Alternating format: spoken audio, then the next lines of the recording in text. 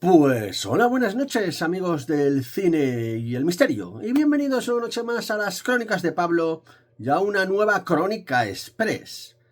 Esta vez os traigo la última película del que es uno de los directores más veteranos de Hollywood.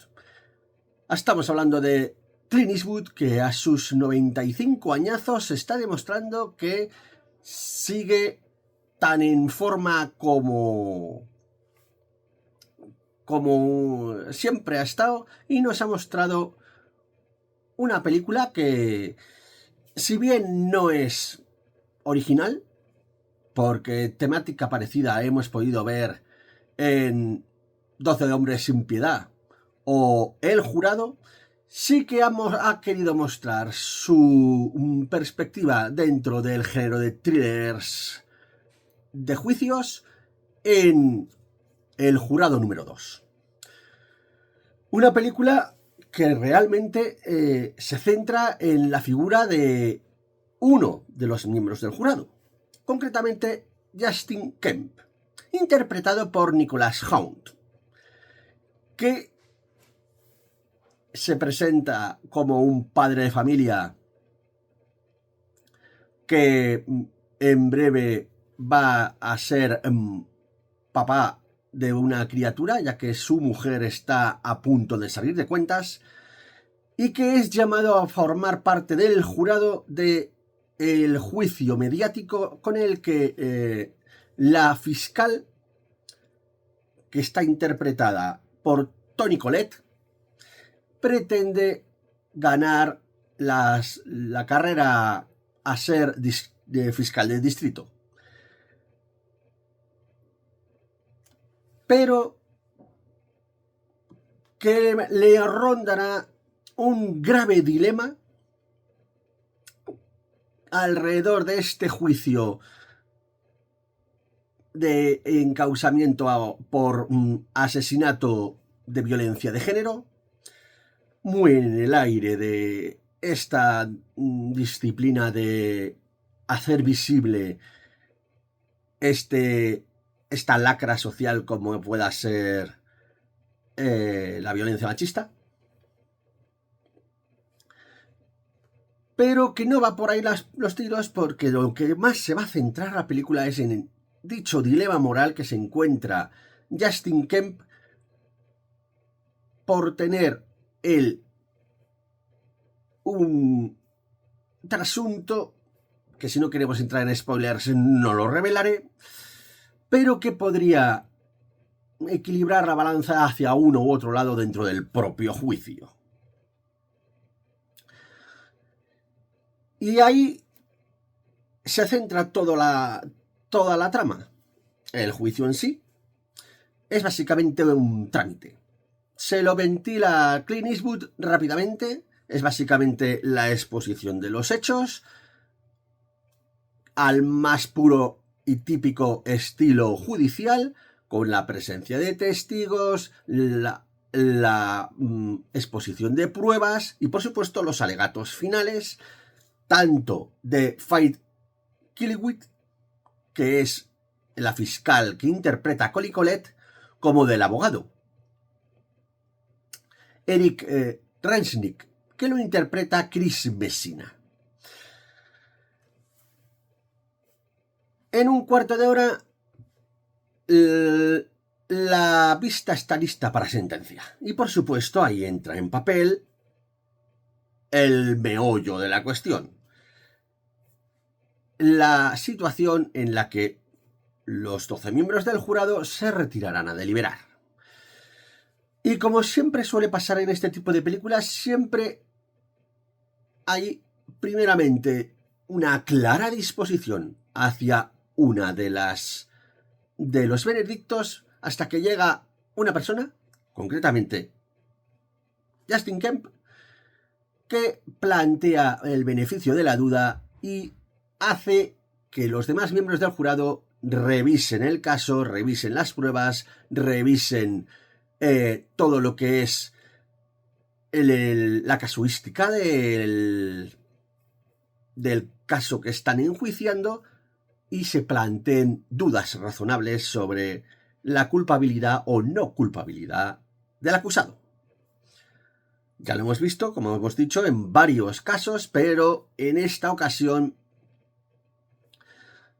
es eso. Se centra sobre todo en las tribulaciones del protagonista, Nicholas Hoult, que hace un papelón en la hora de plasmar esas dudas, esas diatribas, ese dilema moral que le reconcome con respecto a uno u otro lado del enjuiciamiento. Al respecto, hay que destacar, por ejemplo, dentro del jurado, la presencia de J.K. Simmons, que también aportará su granito de arena a la hora de plantear esas dudas razonables sobre la culpabilidad o inocencia del acusado, o otros actores menos relevantes como Megan Mieduch, Natalie Harrison, Adrienne C. Moore, Drew Sims, en fin, básicamente, técnicamente es eso, los miembros del jurado son así como más bien de paso, por cierto, muy inclusivos, porque tenemos de todas las recias etnias, salvo la hispana, que no sé qué coño pasa con América, que la inclusión incluye a todos menos a los hispanos, que siempre tienen ese halo de ser los malos o los traficantes o personajes secundarios, salvo cuando está Trump, que por supuesto ahí hemos tenido esa etapa de Hollywood en el que se premiaba todo lo relacionado con México porque había que darle en las narices a la política migratoria de Trump. En fin, se vuelve a colar otra vez la política dentro del cine, la vorágine actual en la que estamos con todo esto de la cultura woke y la Agenda 2030. Pero bueno, este no es un vídeo para hablar de trasuntos sociales y políticos, sino de cine. Y continuamos entonces con esta crítica, que hay que decir que la buena hechura de Clint Eastwood como director está totalmente.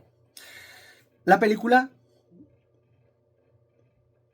dura casi 2 horas, 1 hora 53, y el director sabe perfectamente ir pautando la información de forma de que el espectador va él mismo atando cabos a la misma vez que los miembros del jurado y se une incluso también a las tribulaciones del propio protagonista. De forma que llega a tener esa misma angustia y saber en qué va a dirimirse todo, ¿no? Porque vemos que hay unas implicaciones morales, éticas y de trasfondo que son dignas de valorar, de presenciar y de poner en la pantalla.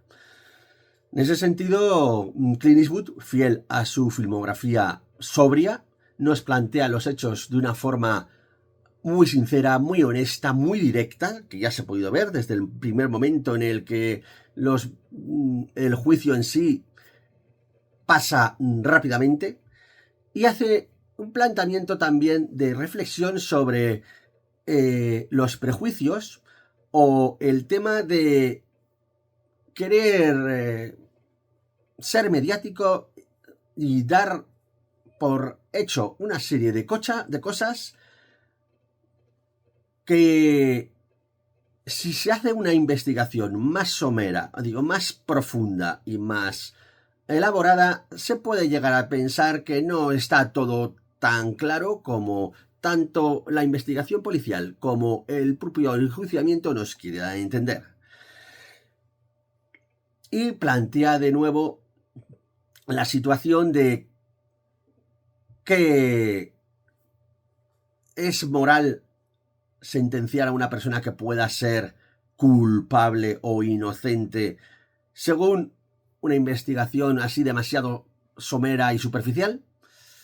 ¿Merece la pena esforzarse en demostrar realmente la inocencia del reo y no la culpabilidad?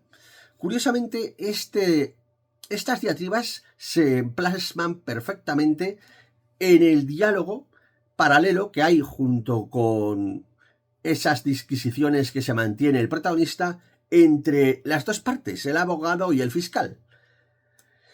Porque les vemos interactuar casi de forma de colegueo,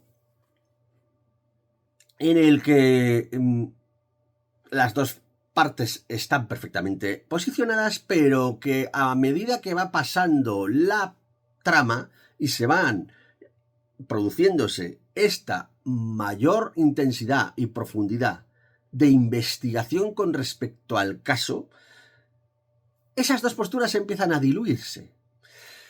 Y es bastante interesante, sobre todo, la evolución y el trasfondo que coge el personaje de Toni Collette, que lo tiene en un principio muy claro y que empieza a tener sus dudas, como también las plantea el protagonista. Ahí, por ejemplo, el nivel actoral de los protagonistas y de los actores es soberbio. Nicholas Hoult lo borda porque sabe perfectamente plasmar ese dilema moral, esas emociones encontradas que tiene con respecto a la evolución de la investigación. Es muy interesante de ver. Para mí, por ejemplo, entiendo que se tenga que mostrar el hecho de la paternidad y la parte más familiar del protagonista, pero para mí me parece que ralentiza un poco la acción tantas escenas familiares con su mujer, Alison Crowson, que lo interpreta Zoe Deutch.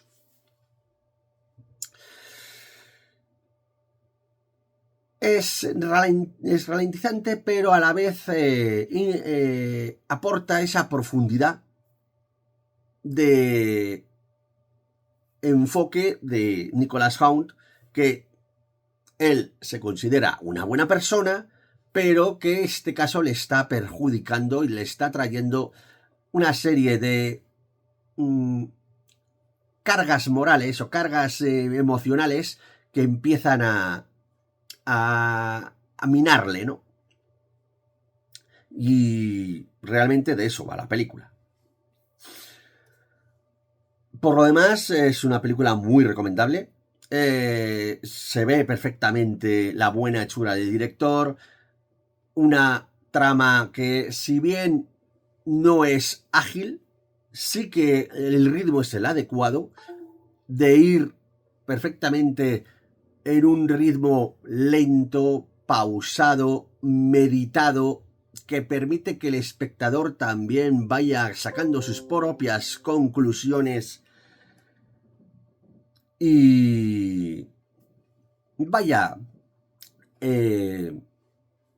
meditando y empatizando con la situación que se nos están poniendo. Es una película que se cuece a fuego lento y se agradece, porque así te hace pues vivir con más intensidad la experiencia. Por todo ello, yo creo que la película se merece un 7.